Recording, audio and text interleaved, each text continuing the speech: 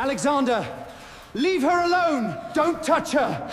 I will not yield! Ring the bell, Emily! Ring it! Don't drink that. The words were barely louder than the music, but in Blackthorn Keep, a waitress did not touch a princess and expect the room to remain quiet. Emily Carter's hand closed around 7-year-old Lily Blackwood's wrist an instant before the golden goblet reached the child's lips. The nearest noble stopped speaking. A violinist missed a note. Across the winter treaty feast, silver-gray eyes lifted toward her. Alpha King Alexander Blackwood had noticed. Emily felt it before she dared look. Every servant in Blackthorn knew the weight of the king's attention.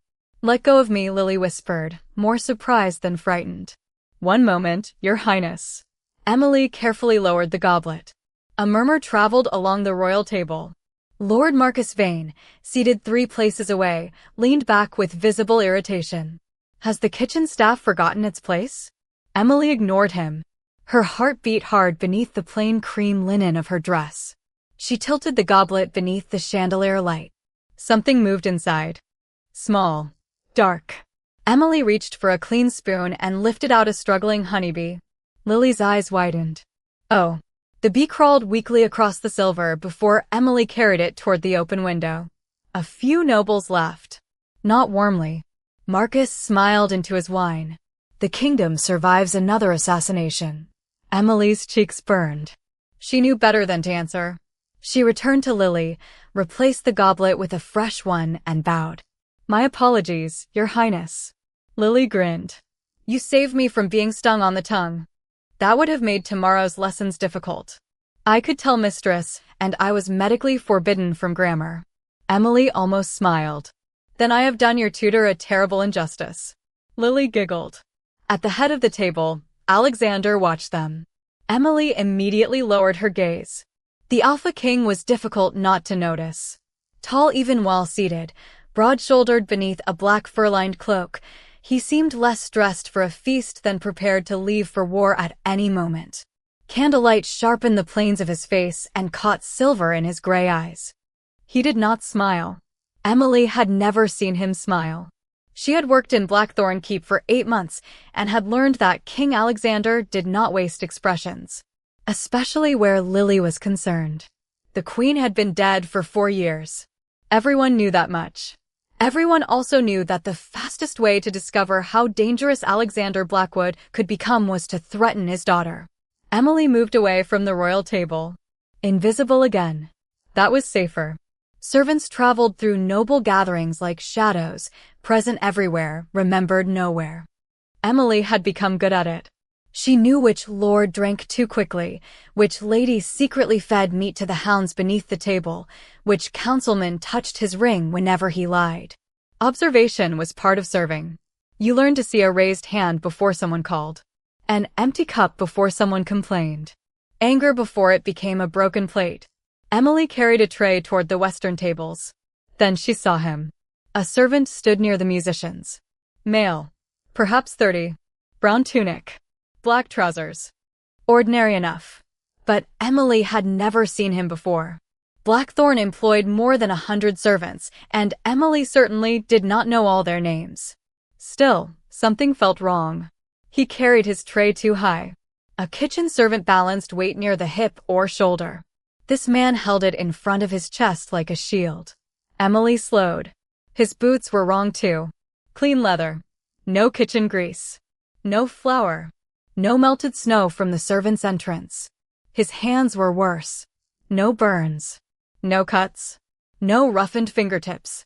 Those were not the hands of a man who spent his days carrying boiling pots and sharpening kitchen knives. Emily looked toward Martha, the senior kitchen maid. Martha was directing 2 servers near the eastern wall. Emily caught her eye, then glanced toward the stranger. Martha followed her gaze. Her brow furrowed. She did not recognize him either. A cold feeling settled beneath Emily's ribs. The stranger moved. Not toward an empty cup. Toward the royal table. Emily watched. Lily was talking animatedly to her father. Alexander listened with the solemn patience of a man receiving military intelligence, though his daughter appeared to be explaining something involving a honey cake and a stolen kitchen spoon. For 1 second, Warmth softened his face. Emily had never seen that expression either. The stranger passed behind Lord Vane. Marcus did not look at him, but his fingers stopped against the stem of his goblet, just for a heartbeat, then continued. Emily frowned. Emily. She turned. Another waitress handed her an empty tray. Take these to the kitchen. Emily accepted it automatically. When she looked back, the stranger had disappeared into the crowd. She searched. Nothing. Music rose. Laughter filled the hall. Hundreds of candles glittered above polished tables. Everything looked exactly as it should. Emily told herself she was being foolish. Blackthorn was guarded by some of the strongest wolves in the northern kingdoms. The king's daughter sat less than 20 feet from armed royal guards. No one would be stupid enough to threaten her here. Emily turned toward the kitchen doors, then stopped. At the far edge of the hall, the unfamiliar servant appeared again. This time his tray was gone. He stood beside a stone pillar, watching Lily. Not the king. Not the nobles. Only Lily. Emily's fingers tightened around the empty tray. The stranger looked toward the exits. Once. Twice. Then his right hand disappeared beneath his sleeve. Emily heard nothing except her own heartbeat. Something silver flashed beneath the fabric.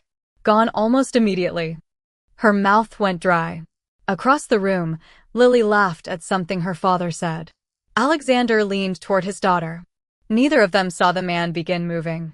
Emily did. Because powerful people were accustomed to being watched. Servants survived by watching back. And as the stranger slipped silently through the celebration toward the Alpha King's little girl, Emily Carter set down her tray and followed him. You know my name? Princess Lily Blackwood said it as though Emily had committed some remarkable act of magic. Emily glanced over her shoulder. The kitchen was nearly empty. Most of the servants were still carrying courses into the great hall, leaving behind only the hiss of roasting fires, the scent of cinnamon and meat, and towers of dirty silver waiting to be washed. Lily stood beside the pantry door. Alone. Again. Emily closed her eyes briefly. Your Highness. Lily smiled. That means you're not surprised. I am becoming less surprised every time you escape your governess. I didn't escape. No. She was talking to Lady Margaret. And you vanished while she wasn't looking. Lily considered this. That is different. Emily bit back a smile.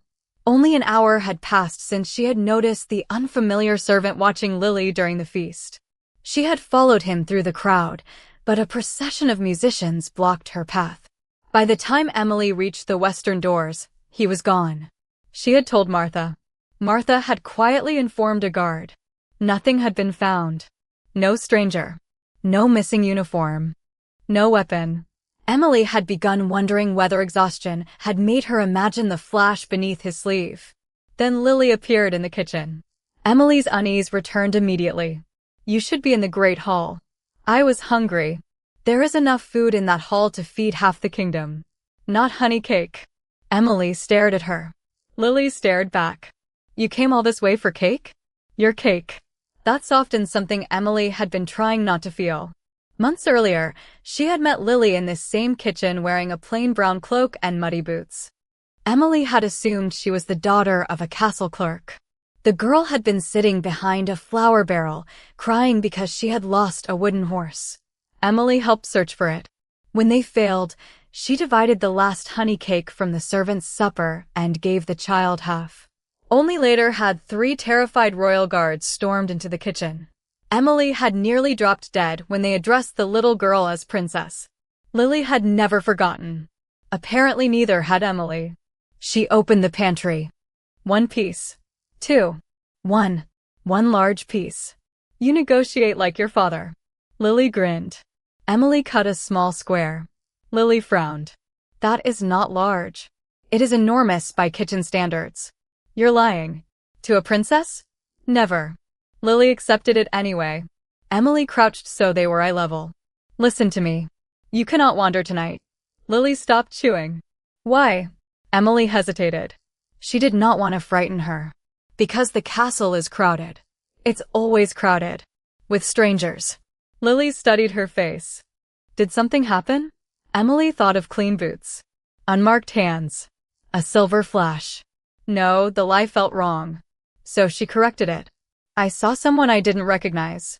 Lily's expression became serious in a way that reminded Emily suddenly, painfully, of Alexander. Was he dangerous? I don't know. Papa says not knowing can be dangerous too. Emily almost laughed. That sounds like him. You know Papa? Everyone knows the king. That isn't what I meant. Before Emily could answer, hurried footsteps entered the kitchen. Mistress and appeared. Her face went white. Princess Lily. Lily sighed. There you are. You cannot simply disappear. I was getting cake. Mistress and looked ready to faint. Emily stood. I'm sorry. I should have returned her immediately. You should have summoned me. Yes. A deeper voice came from the doorway. She should have. Every servant in the kitchen froze. Alexander Blackwood entered. Emily's stomach dropped. He had removed the ceremonial cloak, leaving a fitted black tunic beneath leather shoulder guards. Without the distance of the royal table, he seemed larger. More dangerous. His gaze went first to Lily. Always Lily. Then to the cake. Then Emily. Explain. Lily swallowed the last bite. I was hungry. Alexander looked at the feast visible through the corridor behind him. For food located specifically in the kitchen? Yes. Convenient. Emily lowered her gaze. She came to see me, Your Majesty. Lily protested. Emily, it's all right. Alexander's attention sharpened. You know each other. Lily answered first. She gave me honey cake when she didn't know I was a princess. Emily wished the floor would open. Alexander looked at her. You didn't recognize my daughter? She was wearing a servant's cloak. Lily nodded helpfully. I stole it. Borrowed, Emily corrected. I never gave it back. Then stolen. For the briefest moment, Alexander looked almost amused. Then Emily remembered the stranger. Her expression changed. Alexander noticed. What? She hesitated. Your Majesty, there was a man in the hall earlier. What man? A servant. Or dressed like one. Alexander became still. Emily described him. The clean boots. The untouched hands. The way he carried the tray. The way he watched the exits. The silver flash beneath his sleeve. Alexander listened without interrupting. When she finished, he looked toward the nearest guard. Captain Hayes. A guard stepped forward. Your Majesty. Quietly double the men around Lily. Emily exhaled. Alexander looked back at her. You did not report this? I told Martha. She informed a guard. Which guard? I don't know. Alexander's expression darkened. That answer worried him. Lily reached for Emily's hand. Alexander noticed that too. I'm taking her back. Emily nodded. Of course. But Lily refused to release her. Emily comes too. Lily. She sees things. Alexander's gaze shifted toward Emily. Something unreadable passed through his eyes. Finally, he said, she may walk with us. They returned through the corridor together. Alexander in front. Lily holding Emily's hand. Royal guards surrounding them. Emily should have felt safer. She did not. When they entered the great hall, music rose around them again. Lord Marcus Vane was still seated at the royal table. He lifted his goblet toward Alexander. Perfectly calm. Emily searched the crowd. No unfamiliar servant. Nothing. Perhaps he had fled. Perhaps the danger was over. Then Lily squeezed Emily's fingers. Look. The child pointed toward the musicians. Emily followed her hand. Her blood turned cold. The stranger was there. No tray now. No servant's smile. He was walking directly toward them. And beneath his sleeve, his hand closed around something that caught the candlelight. Silver. Emily looked toward the guards. Too far. Alexander had turned toward a councilman calling his name. Lily stood exposed beside the table. The stranger accelerated. Emily did not think. She released Lily's hand, set down her tray, and stepped between the princess and the man coming to kill her. Emily, move. Alexander's warning came one heartbeat too late. The stranger's hand came free of his sleeve. Silver flashed beneath the chandeliers. Emily saw the blade. She saw Lily. Nothing else existed. 3 steps. That was all the distance between them. Emily crossed it before fear could become thought. Her empty tray struck the floor. Metal rang across the great hall. She grabbed Lily around the shoulders and pulled the child against her chest. Down. Lily gasped. Emily turned. The impact came hard against her side. Not pain at first. Pressure. A terrible cold pressure that stole the breath from her lungs. Then heat followed. Emily stumbled. Lily screamed. The music stopped. For one impossible second, hundreds of people stood frozen beneath golden candlelight. The attacker pulled back. Emily tightened both arms around Lily. She did not see the blade clearly. She only saw the man's face. Calm was gone. He looked furious. Not because he had struck Emily. Because Lily was still alive. He moved again. A roar shook the hall. Alexander. The sound was barely human. The assassin turned. He never reached Lily. Captain Hayes slammed into him from the side. 2 royal guards followed, driving him to the stone floor as the blade skidded beneath a banquet table. Guests screamed. Chairs overturned. Wolves growled beneath human skin. Alexander crossed the distance to his daughter faster than Emily would have believed possible. Lily. Emily's knees gave way. She tried not to fall on the child. That mattered. Nothing else did. She twisted as they went down, taking the stone against her shoulder while keeping Lily against her chest. Emily. Small hands grabbed her face. Emily blinked. Lily was crying. Why was Lily crying? Look at me. Emily tried to smile. You're all right. Lily shook her head violently. There's blood. Emily looked down.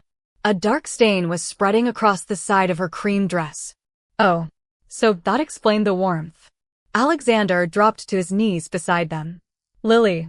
His hands moved over his daughter with desperate precision. Her face. Her shoulders. Her arms. Are you hurt? No. Where? I'm not hurt. Alexander stopped. Lily pointed at Emily. She is. Only then did the Alpha King look at her. Really look. Emily had served his table dozens of times. Poured his wine. Cleared his plates. Passed behind his chair without ever expecting him to remember her face. Now his silver-gray eyes locked onto hers. Something changed in them. Shock first. Then understanding. Emily's arms were still wrapped around his daughter. Alexander looked at the blood staining her dress. His expression became terrifyingly still. Healer. The command cracked through the hall. People moved instantly. Emily's vision blurred. She heard guards shouting. Someone ordered the doors sealed. Lord Marcus Vane demanded to know what was happening. The assassin cursed as guards restrained him. Everything sounded far away. Lily refused to release Emily. Sweetheart. Emily's voice came out weak. You need to go to your father. No, Lily. No. Alexander reached for his daughter. She clung harder. She saved me. I know. His voice was different now. Low. Controlled only by force. I know, Lily. Let me help her. Emily looked at Alexander. The little girl. His brow tightened. What? Is she safe? Alexander stared at her. Emily struggled to focus. Your daughter. Is she safe? For a moment, the king seemed unable to answer. Then his hand closed gently around Lily's shoulder. She's safe. Emily exhaled. Good. Her eyes closed. No, Alexander caught her before her head struck the floor. Stay awake. Emily tried. The great hall tilted. Someone pressed folded cloth against her side. Pain finally arrived. Sharp enough to pull a cry from her throat. Lily sobbed. Alexander's jaw clenched. Get Lily out. I'm staying. Lily. She'll wake up alone. The words pierced something deeper than the blade had. Emily forced her eyes open. Princess. Lily leaned close. I'll be fine. It was probably a lie. Emily hoped children could not hear lies as easily as kings could. Go with Mistress Anne. Lily shook her head. Emily lifted one trembling hand and touched the child's hair. You have to be brave for me now. Lily stared at her, then nodded. Mistress and carried her away. The moment Lily disappeared, Emily stopped pretending she was not afraid. Her breathing became shallow. Alexander noticed. "Look at me." She did. "You are not dying here." Emily almost laughed. That sounded like an order. "It is." A healer knelt beside them. "We need to move her." Alexander slid one arm beneath Emily's shoulders. The healer hesitated. "Your Majesty, the guards can I have her?" He lifted Emily himself. A stunned silence followed them through the hall. The Alpha King carrying a waitress. Emily rested against black leather and fur, barely conscious. Over Alexander's shoulder, she saw the captured assassin. His face was pressed against the floor. His eyes were not on her. They were searching the royal tables, looking for someone. Emily followed his gaze. For a fraction of a second, she saw Lord Marcus Vane. Marcus was standing, pale, motionless. Then his hand moved. 2 fingers touched the silver signet ring on his right hand. The assassin immediately looked away. Emily's fading mind caught the gesture, stored it. Then darkness came. When she woke, the feast was gone. White curtains surrounded her. Her side burned beneath layers of bandages. A fire crackled somewhere nearby. Emily opened her eyes. A healer noticed. "Easy. Lily?" The woman blinked. "Your first question?" Emily tried to rise. Pain stopped her. "The princess. She is unharmed." Emily sank back. Relief came so strongly it almost hurt. The healer adjusted the blanket. The blade missed anything immediately fatal. "You were fortunate." Emily closed her eyes. "Fortunate. Perhaps." Footsteps sounded outside. Then a man's voice. "Leave us." The healer bowed and departed. Emily opened her eyes again. Alexander Blackwood entered alone. No crown. No cloak. Only black clothing and an expression she could not read. He closed the door. For several seconds, he simply looked at her. Then he pulled a chair beside the bed. Emily expected gratitude. Instead, the Alpha King asked the question that changed everything. "How did a waitress see an assassin my royal guard did not?" "Because no one looks at servants, Your Majesty." Emily's answer silenced the room. Alexander Blackwood sat beside her bed, one forearm resting against his knee, his silver-gray eyes fixed on her with the same concentration he might have given an enemy army. Emily wished he would look somewhere else. Anywhere else. The royal infirmary felt too small with the Alpha King inside it. Morning light pressed weakly through the frosted windows. The sharp scent of medicinal herbs mixed with smoke from the hearth. Beneath the blankets, Emily's side throbbed with every breath. Alexander did not move. "Explain." Emily swallowed. "The man wasn't a servant." "I know that now. I knew before." "That is precisely what concerns me." There it was. Not gratitude. Suspicion. Emily looked toward the ceiling. Of course. She had taken a blade meant for his daughter, and somehow she had still managed to become a problem that required investigation. "What would you like me to confess to?" Alexander's expression shifted. "I didn't accuse you. You asked how a waitress saw what your guards missed." "I asked because I need the answer." Emily looked back at him. "And if you don't like it, then I will still have the truth." She almost laughed. Kings could say things like that because they rarely had to fear what truth cost.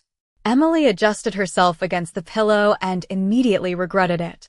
Pain cut through her side. Alexander rose halfway from his chair. She lifted a hand. "I'm fine. You were stabbed last night." "I noticed." His mouth tightened. Emily breathed carefully until the pain eased. Then she said, "His boots were clean." Alexander frowned. "The assassin's?" "Yes." He was dressed as kitchen staff, but his boots had no grease on them. No flour either. She looked toward Alexander's hands. And his hands were wrong. "How?" "Too clean." Alexander glanced at his own fingers. Emily continued. "Kitchen workers burn themselves. Cut themselves. Carry hot metal, split wood, sharpen knives. Even people serving the hall get calluses from trays. And he had none. Not that I could see." Alexander leaned back. "The tray? He carried it too high." A pause. "That matters." "To someone who carries one every day." Emily demonstrated with her hands. Weight stays close to the body, especially when moving through a crowded hall. He held his tray in front of his chest, like a shield. Emily met his gaze. Yes. Something changed in Alexander's expression. Not trust. Not yet. But the suspicion had begun turning toward someone else. He watched the exits, Emily added. And Lily. Alexander's eyes hardened at his daughter's name. He never watched the guests who were supposed to be giving him orders. Why didn't you approach a royal guard yourself? I tried to report it through Martha. I know. That surprised her. Alexander continued. The guard she informed claims he searched the western corridor and found nothing. Emily remembered the stranger disappearing. He came back. Yes. And your guard still didn't see him. Alexander's jaw tightened. Emily realized she had gone too far. I'm sorry. Don't be. His answer came immediately. If my guards failed, I have more interest in knowing why than protecting their pride. Emily studied him. That was not what she had expected.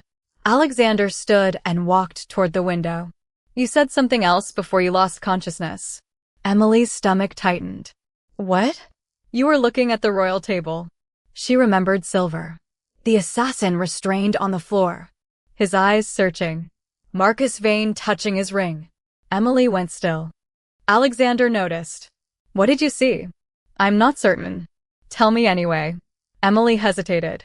Accusing a noble could destroy a servant far more easily than being wrong about a cup or a pair of boots.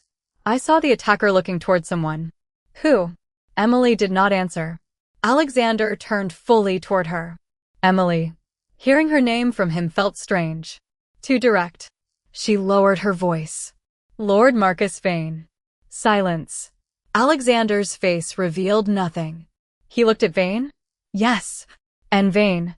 He touched his ring. What does that mean? I don't know. Emily looked down at the blanket. Maybe nothing. Alexander was quiet for several seconds. Then, you were right about the boots. She looked up. You were right about the hands. You were right that he didn't belong in the hall. He approached the bed. I will decide what your observation means after I investigate it. Not before. Emily searched his face. You believe me? I believe you saw what you say you saw. It was not warmth. But it was fair. For some reason, that mattered more. A knock sounded. Captain Hayes entered. Your Majesty. Alexander turned. The prisoner. Hayes glanced toward Emily. Alive. Refusing to speak. Identity. Nothing yet. His clothing carried no markings. Alexander's expression remained cold. Double the guard. Already done. And Lily? In her chambers with Mistress N. Emily exhaled quietly. Hayes noticed. Then looked at Alexander. There is another matter. What? Several members of the court are demanding the waitress be questioned formally. Emily's fingers tightened beneath the blanket. Alexander became very still. On what grounds? They argue she identified the attacker before trained guards did. Emily closed her eyes. There it was. Hayes continued reluctantly. Lord Vane has suggested she may have known the attack was coming. Alexander's gaze turned toward Emily. She expected suspicion to return. Instead, something colder entered his face. Interesting. Hayes waited. Alexander looked toward him. The woman took a blade meant for my daughter. Yes, Your Majesty. And Vane's first concern is whether she should be accused. Hayes said nothing. Alexander walked toward the door. Tell the council Miss Carter will answer questions when her healer permits it. Emily stared at him. He stopped. And until then? Hayes asked. No one enters this room without my permission. The captain bowed. Alexander started to leave. Emily spoke before she could stop herself. Your Majesty. He turned. I don't need special treatment. Something unreadable crossed his face. This is not special treatment. Then what is it?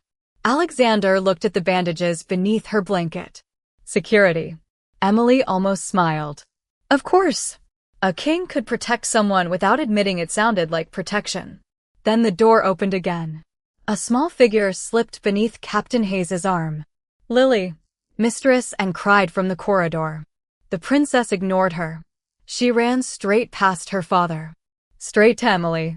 Before anyone could stop her, Lily climbed carefully onto the edge of the bed and wrapped both hands around Emily's fingers. You woke up. Emily's throat tightened. I told you I would. Lily looked suspiciously close to tears. You also said you were fine. That may have been optimistic. Alexander stood behind his daughter. Emily looked at him. For the first time, the king was not watching her like a witness. He was watching Lily hold her hand. The little girl leaned closer. Papa thinks you knew the bad man. Alexander's eyebrows rose. I did not say that. You asked lots of questions. That is my job. Lily frowned at him, then looked back at Emily. She didn't know. Alexander folded his arms. And how have you determined that? Lily answered without hesitation. Because Emily was kind to me before she knew who I was. The room became silent. Emily stopped breathing. Alexander did too. Lily squeezed Emily's fingers. The first time we met, she thought I was just some girl from the castle. Emily looked away, suddenly embarrassed. She gave me half her last honey cake. Alexander's gaze settled on Emily. Not on the waitress. Not on the witness. On her. Lily continued softly. She didn't get anything for it. Emily felt something shift in the room. Alexander had spent the morning asking how she had seen an assassin. His daughter had just answered a different question. Why had Emily stepped in front of the blade? Not because Lily was royal. Not because Alexander was king. Not because there might be reward. Emily had protected the child for the same reason she had once shared a honey cake with a muddy little girl hiding behind a flour barrel. Because someone needed her. And she had been there. She was kind to me before she knew who I was. Lily's words remained in the room long after the little princess had been persuaded to return to her chambers. Emily remembered them too. Unfortunately, so did Alexander. The Alpha King stood beside the infirmary window, staring through frost-covered glass, while Emily pretended not to notice him. He had not left. That was becoming uncomfortable. Your Majesty. Alexander turned. Why are you still here? One dark eyebrow lifted. Emily immediately regretted the question. I mean, you must have more important matters. My daughter was nearly murdered 12 hours ago. Yes. The woman who prevented it identified a possible connection to one of my nobles. Yes. And you believe I should be elsewhere? When you put it that way, no. Emily adjusted the blanket. I suppose not. Silence returned. But something between them had changed. Yesterday, Alexander had barely known her name. This morning, he had questioned her like a witness. Now his gaze kept returning to her as though he were trying to understand something that did not fit neatly into evidence. Emily knew what. Why? Why would a waitress throw herself in front of a blade? The answer seemed simple to her. Lily had been there. Emily had been closer. Someone had to move. A knock interrupted them. The healer entered carrying fresh bandages. Your Majesty, she needs rest. Alexander nodded. I'll return later. Emily stared. Return? Before she could question it, he left. The healer waited until the door closed. Then she looked at Emily. What? Emily asked. The woman smiled. Nothing. That expression is not nothing. I have treated soldiers for 23 years. I know when silence is safer. Emily groaned. The healer laughed softly and began checking the bandage. By afternoon, Emily was allowed to sit upright. By evening, Lily returned. This time with permission. She carried something beneath her cloak. You cannot keep bringing stolen things into the infirmary. It isn't stolen. Lily revealed a plate. Honey cake. Emily laughed despite the pull in her side. Where did you get that? I ordered it. Of course you did. Lily climbed into the chair beside the bed. For several minutes, they shared the cake quietly. Then Lily asked, were you scared? Emily stopped chewing. When the man came toward me. Children had an irritating talent for asking questions adults avoided. Yes. Lily frowned. But you still came. Emily looked at her. Being afraid doesn't always mean you leave. Papa says brave people aren't supposed to be afraid. I suspect your father says many dramatic things. I heard that. Emily nearly dropped the cake. Alexander stood in the doorway. Lily grinned. You walk too quietly. I am beginning to think you listen too selectively. He entered carrying no crown, only a folded document. Emily noticed exhaustion around his eyes. Did you find out who the man was? Alexander glanced at Lily. Not here. Emily understood. He handed the document to a waiting guard. Lily, mistress, and is expecting you. She is always expecting me. That is because you are rarely where you should be. Lily slid from the chair. Before leaving, she carefully placed the remaining honey cake beside Emily. For later. Thank you. Lily hugged her gently. Emily stiffened from surprise, then returned it. Across the room, Alexander watched. Lily left. The door closed. Alexander's expression changed immediately. The assassin gave us a name. Emily straightened. Who? Thomas Reed.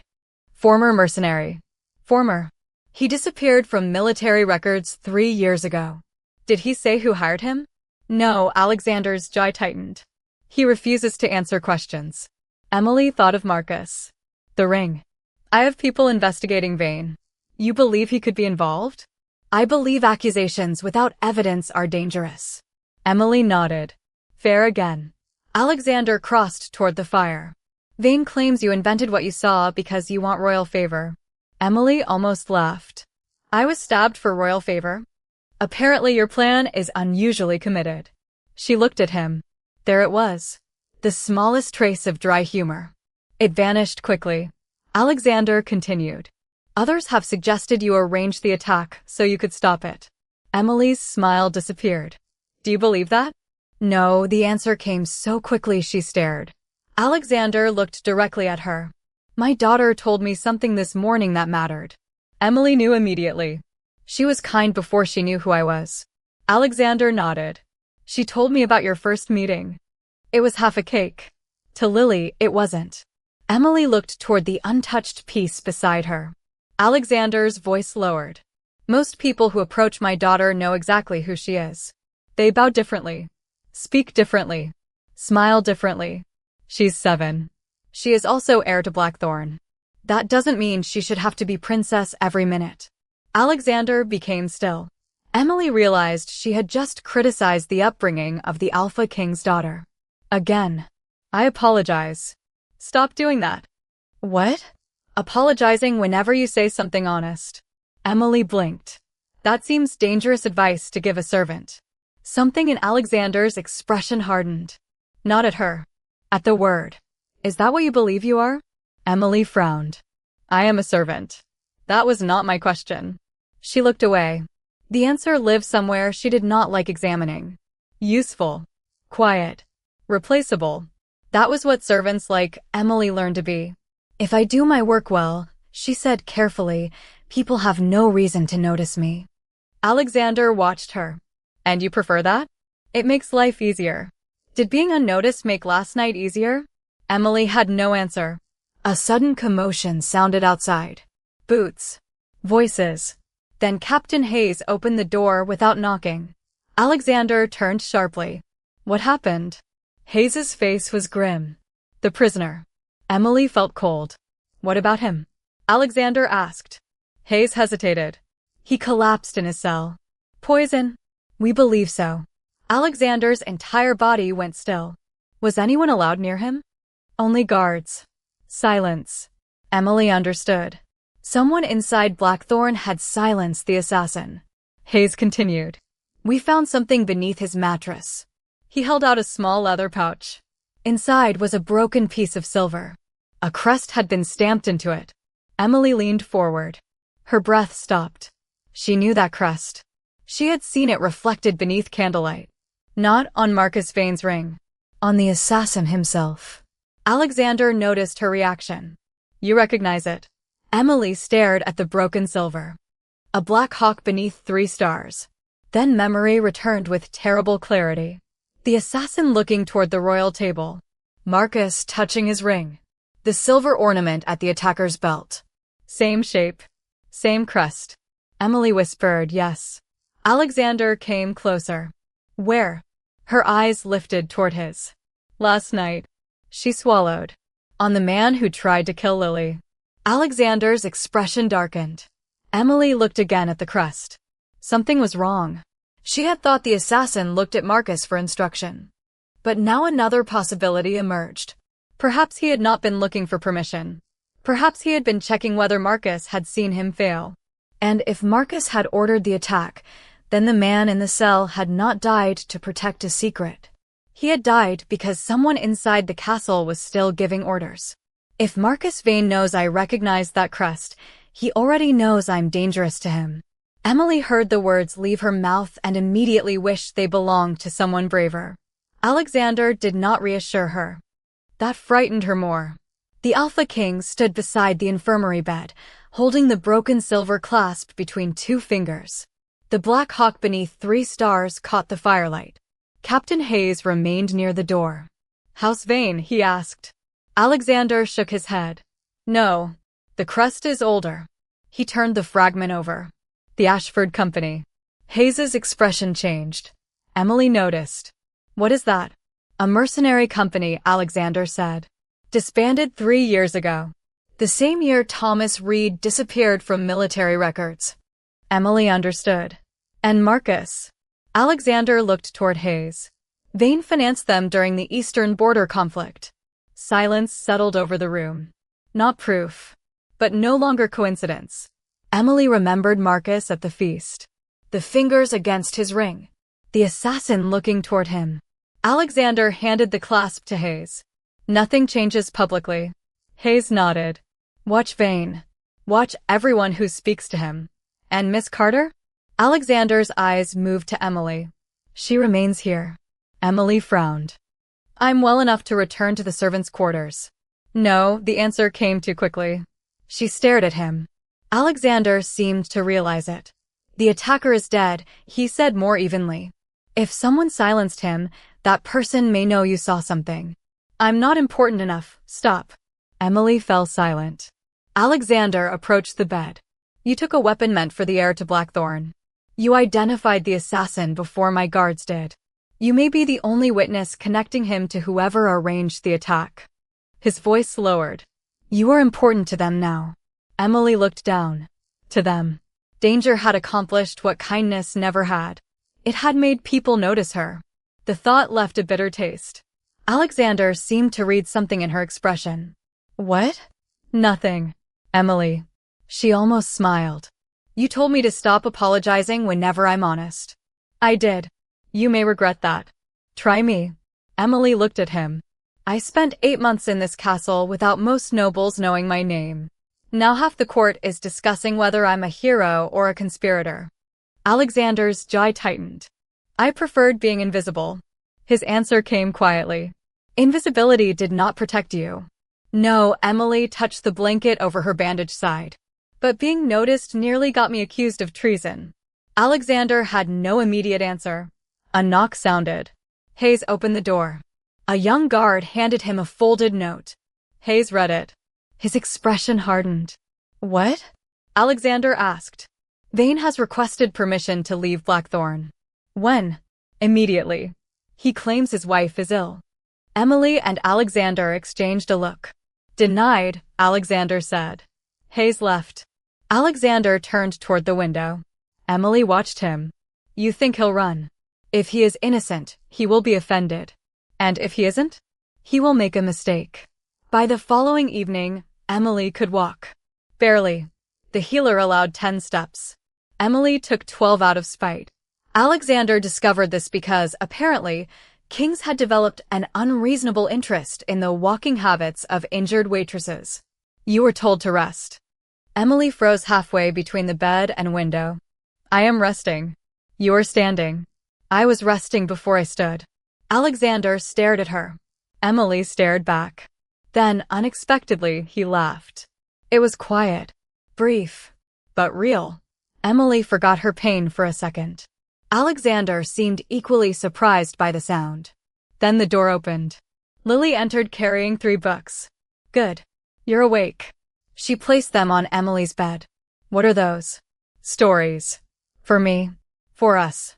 Alexander folded his arms. "You have lessons." "I completed them. All of them." Lily looked offended. "Most?" Alexander sighed. Emily smiled.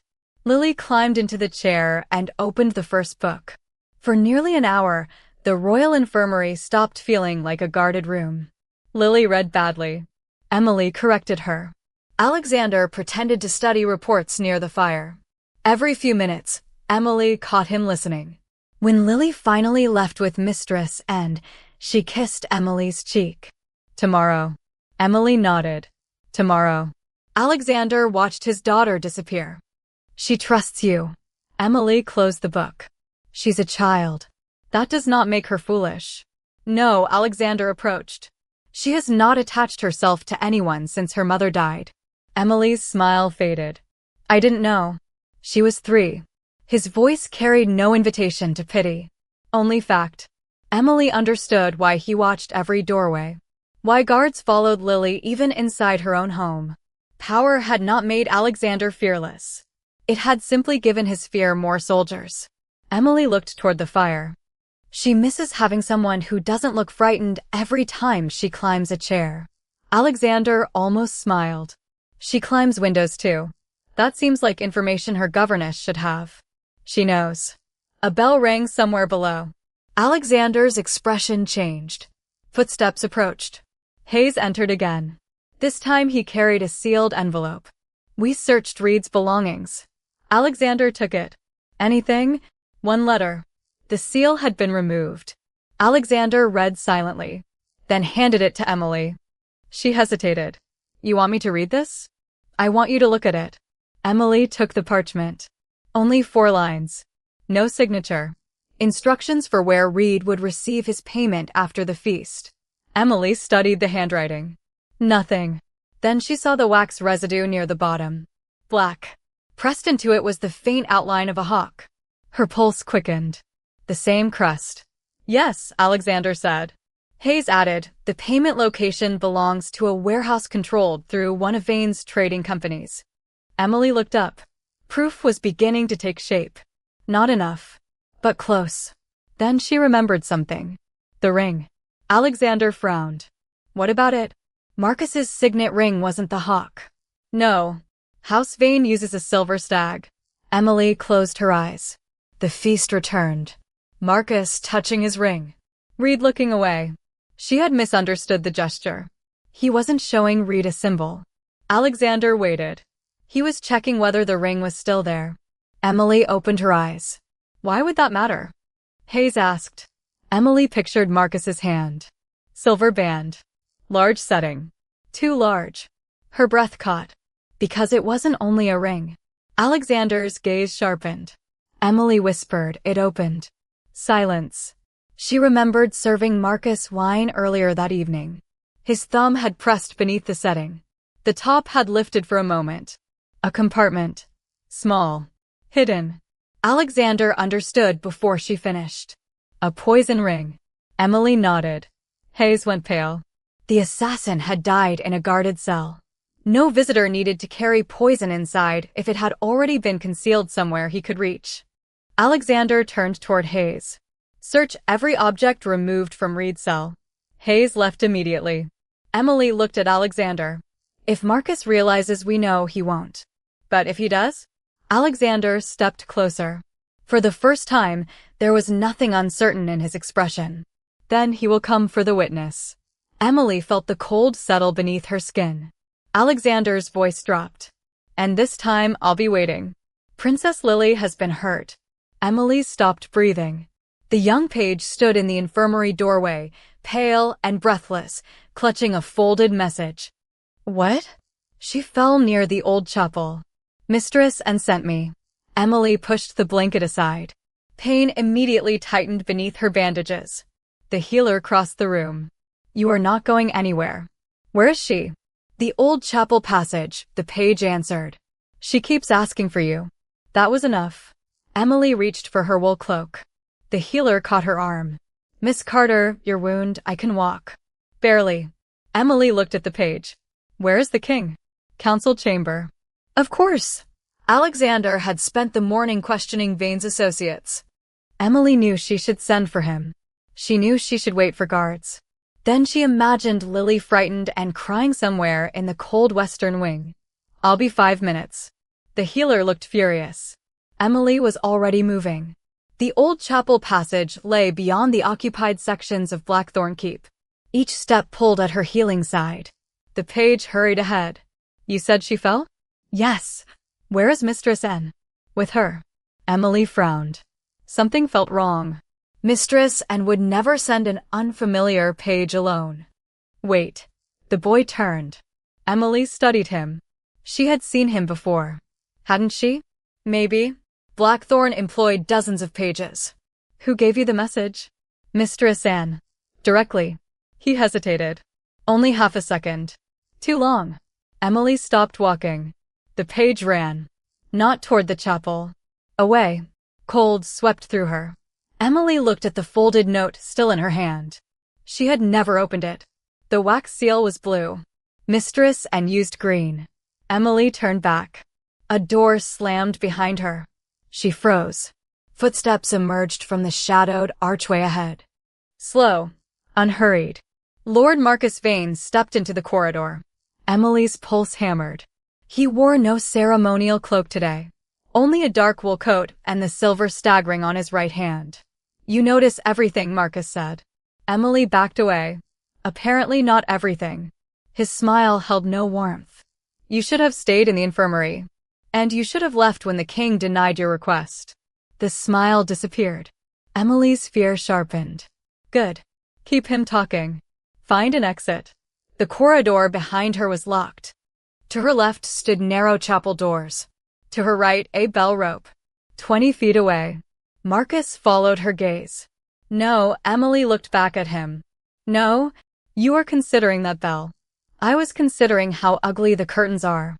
There are no curtains. That explains it. Marcus almost laughed. You are remarkably calm. Emily wasn't. Her hands were cold. Her knees felt weak. And every breath reminded her that one violent movement could reopen the wound beneath her dress. But fear had not stopped her in the great hall. It would not choose for her now. Thomas Reed worked for you, she said. Marcus's eyes changed. There. You paid him through the Ashford Company. Silence. You poisoned him afterward. I did no such thing. You knew he would be searched. Marcus stepped closer. You have no evidence. Alexander will find it. The use of the king's name irritated him. Emily saw that too. You think Blackwood cares about you? Marcus asked. Emily said nothing. You are convenient. A wounded Omega servant he can parade before the court while pretending his household is loyal. Emily's stomach tightened. Marcus smiled. He will forget you when this is finished. There it was. The old wound. Quiet. Useful. Replaceable. Emily forced herself not to look away. Maybe. Marcus seemed surprised. Maybe he will. She took one careful step toward the bell. But Lily won't. Marcus's expression hardened. Emily moved. Fast. Pain tore through her side. She reached the rope. Marcus caught her cloak. Fabric tightened against her throat. Emily slipped one arm free and let the cloak fall. She lunged again. Her fingers touched the rope. Marcus grabbed her wrist. Emily cried out. Then somewhere beyond the corridor came a roar. Vane. Marcus went still. Emily had heard Alexander angry before. This was different. Boots thundered across stone. Marcus released Emily and reached inside his coat. She stumbled backward. Alexander came around the corner at a run. No crown. No cloak. Sword already drawn. Captain Hayes and 4 guards followed. For one strange heartbeat, Emily remembered the great hall. Lily exposed. Silver flashing. Emily running. Now Alexander was the one crossing the distance. Marcus pulled something from his coat. Alexander did not slow. Hayes reached Marcus first, striking his arm aside while 2 guards drove him against the wall. A small dagger clattered harmlessly across the stones. Alexander passed them. Straight to Emily. His hands caught her shoulders. Where are you hurt? I'm not. You're pale. I was already pale. Emily. I'm fine. His gaze dropped to her side. No fresh blood. Only then did he breathe. How did you know? She whispered. Alexander's jaw tightened.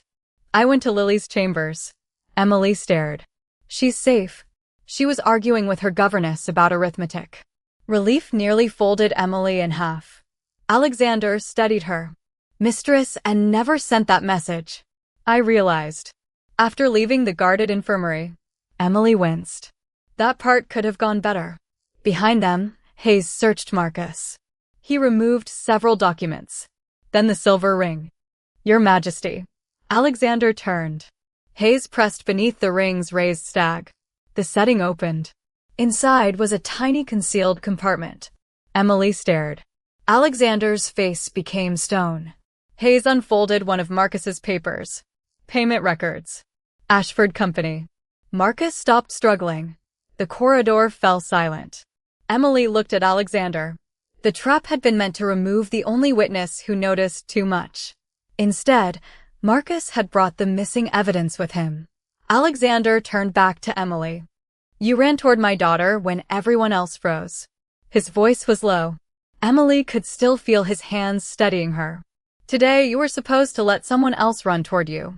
Emily looked at the distance he had crossed. At the sword still in his hand. At the fear he had not hidden quickly enough. For the first time in her life, being noticed did not feel dangerous. It felt like someone had noticed she was missing and come to bring her back.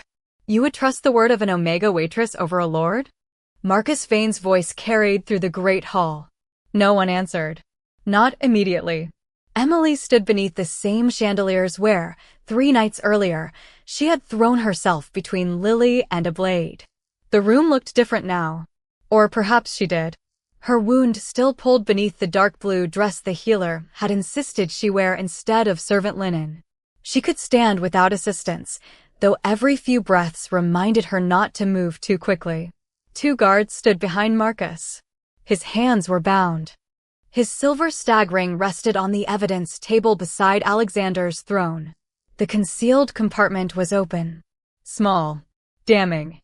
Captain Hayes had spent the previous night following the records found inside Marcus's coat. Payments to Thomas Reed. Transfers through the Ashford Company. Instructions written through intermediaries. The forged message used to lure Emily toward the old chapel. None of it depended upon Emily's word anymore. That mattered. Alexander sat upon the Blackthorn throne. Lily was absent. Emily was grateful for that. A child did not need to watch adults explain why someone had decided her death was politically useful. Marcus looked toward the assembled nobles. You all see what this is. No one moved. A frightened king nearly loses his daughter, and suddenly he needs someone to blame. Alexander's expression remained still. Marcus turned toward Emily. So he chooses the story offered by a servant desperate to improve her position. Emily felt every gaze shift toward her. 3 nights ago, most of these people would not have recognized her. Now they studied everything. Her dress. Her posture. The pale exhaustion beneath her eyes. The fact that an Omega waitress stood only 20 feet from the throne. Marcus smiled. She sees an assassin no trained guard notices. She miraculously survives his attack. Then she alone remembers precisely the details needed to implicate me. Emily's fingers curled. Old instinct whispered, lower your eyes. Say nothing. Disappear. Alexander spoke. Are you finished? Marcus faced him. Not remotely. Alexander rose. The movement silenced the hall. You misunderstand the proceeding. Marcus laughed. Do I? Yes. Alexander descended the first step. Miss Carter's testimony caused me to investigate you. Another step. It did not convict you. Marcus's smile weakened. Alexander gestured toward the evidence table. Your financial records did that. Captain Hayes placed one document beside another. Payments from Vane-controlled accounts to the Ashford Company. A third. Correspondence arranging Thomas Reed's entrance into Blackthorn under a false servant identity. Then the forged note. And the message used to lure Miss Carter from a guarded infirmary. Marcus's jaw tightened. Alexander continued. The ring recovered from your person contained traces matching the substance found among Reed's belongings. Whispers moved through the court. Emily watched Marcus. For the first time, arrogance left his face. Alexander stopped at the bottom of the throne steps. I do not take Emily Carter's word over yours because she is an Omega. Marcus said nothing. Nor would I take yours over hers because you are a lord. Alexander's eyes became cold. I take evidence. The hall went silent. And her courage showed us where to look. Emily forgot the pain in her side. Marcus stared at Alexander. Then at her. You elevate servants above nobles now? No, Alexander's answer was calm. I am reminding nobles that rank does not elevate them above truth. Something changed across the room. Not applause. Better. Silence without contempt. Marcus looked toward Emily again. You think this changes what you are? Emily felt the words land exactly where he intended. A waitress. An omega. Someone useful only while carrying something for people who mattered more. Marcus smiled when she did not answer. When this excitement ends, you will return to carrying trays. Emily looked at him. Perhaps once that would have humiliated her. Now she remembered Lily's hand in hers. Alexander running through the chapel corridor. The healer ordering her to rest. Martha crying when she learned Emily had survived. She lifted her chin. There is nothing shameful about carrying trays. Marcus's smile disappeared. Emily continued. I served people because it was my work. I protected Lily because she was a child in danger. She paused. I don't need either act to make me better than you. A quiet breath moved through the hall. Alexander looked at her. Something almost fierce entered his expression. Not possession. Pride. Marcus was escorted away. The doors closed behind him. Emily exhaled. Finished. She turned automatically toward the servants' entrance. Emily. Alexander's voice stopped her. She looked back. The entire court was still watching. He stepped away from the throne. Toward her. Emily's heartbeat quickened. Alexander stopped several feet away. Where are you going? The servants' corridor. Why? She glanced toward the nobles. Because this is finished. No, Emily frowned. Alexander turned slightly toward the court. 3 nights ago, every armed man in this hall was responsible for protecting my daughter. No one moved. One person saw the danger first.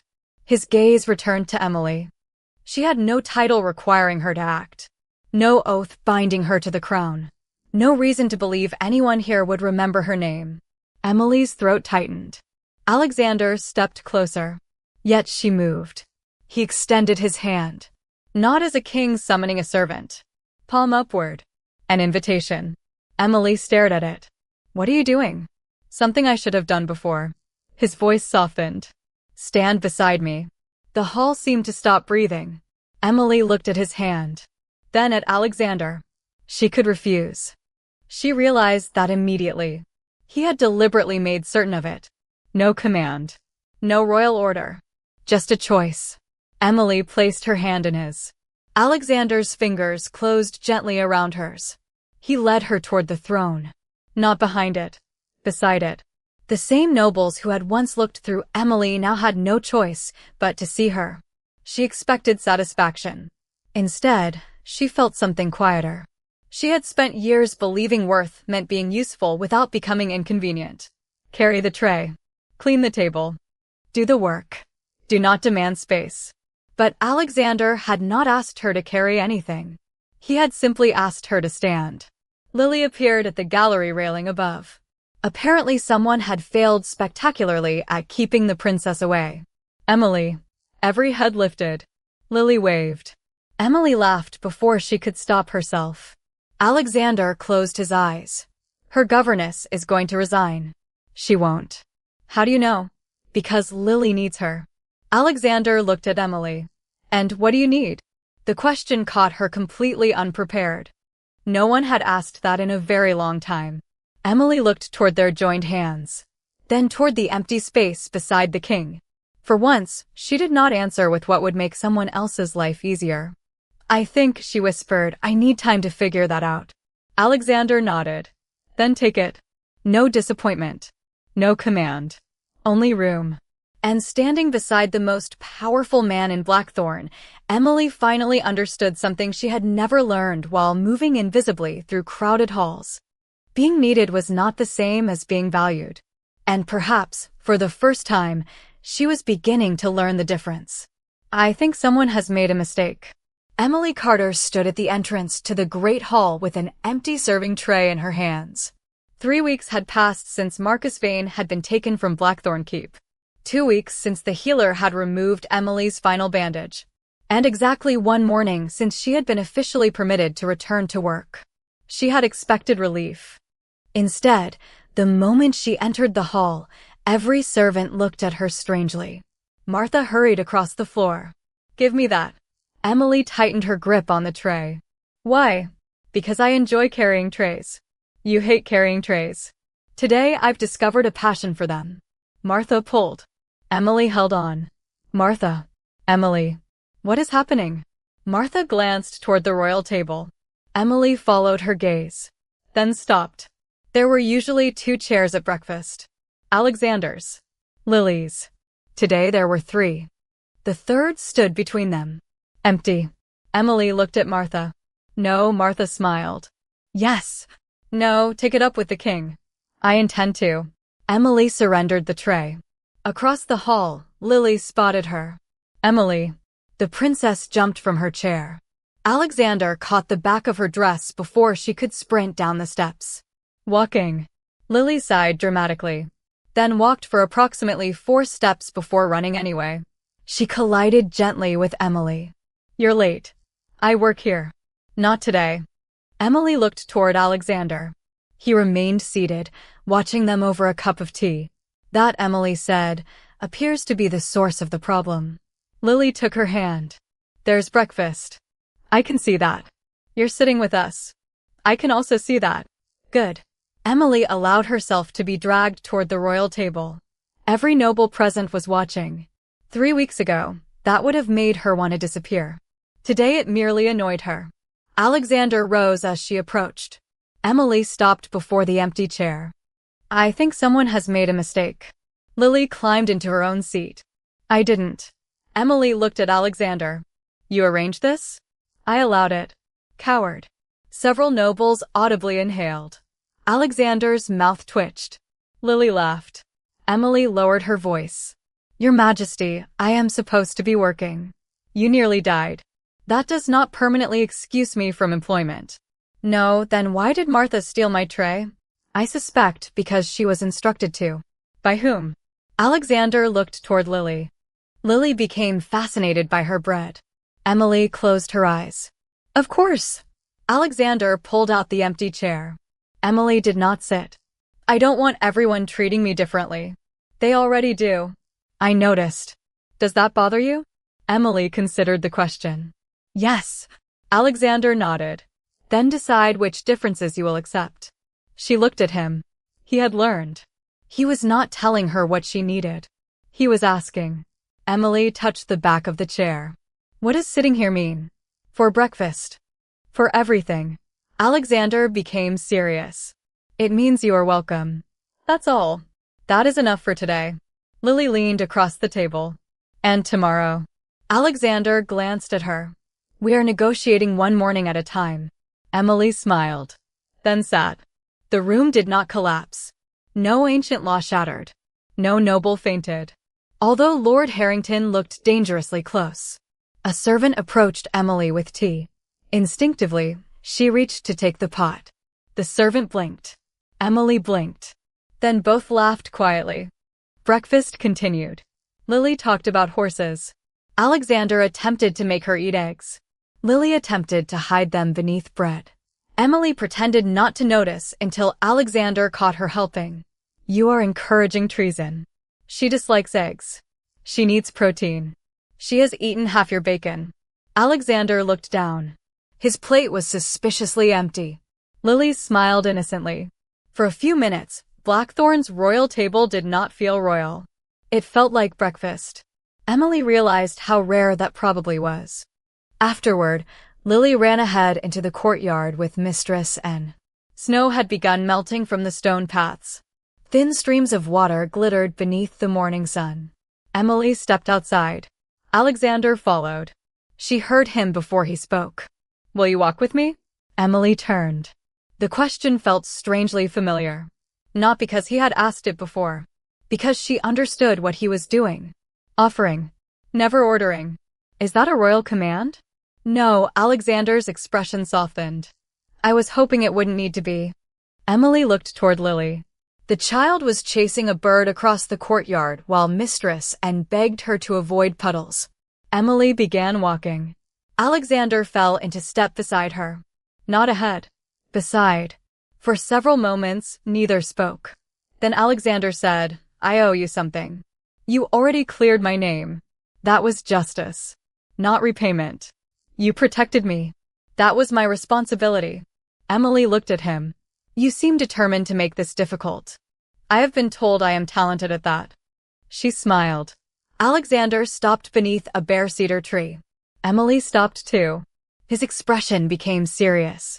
You protected Lily because you believed her life mattered. Yes. You did it before knowing whether anyone would protect yours. Emily's smile faded. Alexander continued. I cannot repay that with a title. I don't want one. I know. Or gold. I suspected. Or a castle. That surprised her. A castle. I was considering options. Emily laughed. The sound carried through the courtyard. Alexander watched her.